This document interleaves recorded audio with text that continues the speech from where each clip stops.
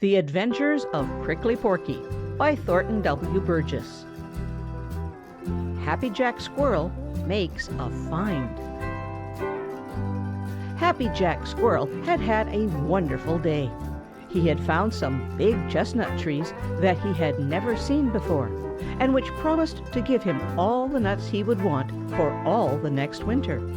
Now he was thinking of going home, for it was getting late in the afternoon. He looked out across the open field where Mr. Goshawk had nearly caught him that morning. His home was on the other side. "It's a long way around," said Happy Jack to himself, "but it is best to be safe and sure." So Happy Jack started out on his long journey around the open field. Now, Happy Jack's eyes are bright, and there is very little that Happy Jack does not see. So, as he was jumping from one tree to another, he spied something down on the ground, which excited his curiosity. "I must stop and see what that is," said Happy Jack. So down the tree he ran, and in a few minutes he had found the queer thing which had caught his eyes.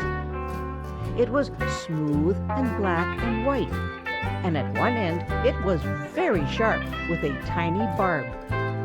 Happy Jack found it out by pricking himself with it. "Oh!" he cried, and dropped the queer thing. Pretty soon he noticed there were a lot more on the ground. "I wonder what they are," said Happy Jack. "They don't grow, for they haven't any roots. They are not thorns, for there is no plant from which they could come. They are not alive, so what can they be?" Now, Happy Jack's eyes are bright, but sometimes he doesn't use them to the very best advantage. He was so busy examining the queer things on the ground that he never once thought to look up in the tops of the trees. If he had, perhaps he would not have been so much puzzled. As it was, he just gathered up 3 or 4 of the queer things and started on again. On the way, he met Peter Rabbit and showed Peter what he had. Now, you know Peter Rabbit is very curious. He just couldn't sit still, but must scamper over to the place Happy Jack Squirrel told him about.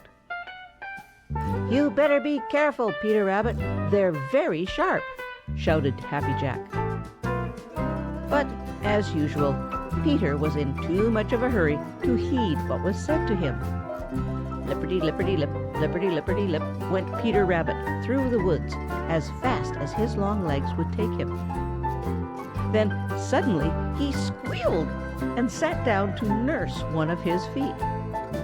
But he was up again in a flash with another squeal louder than before. Peter Rabbit had found the queer things that Happy Jack Squirrel had told him about. One was sticking in his foot, and one was in the white patch on the seat of his trousers. End of Chapter 1.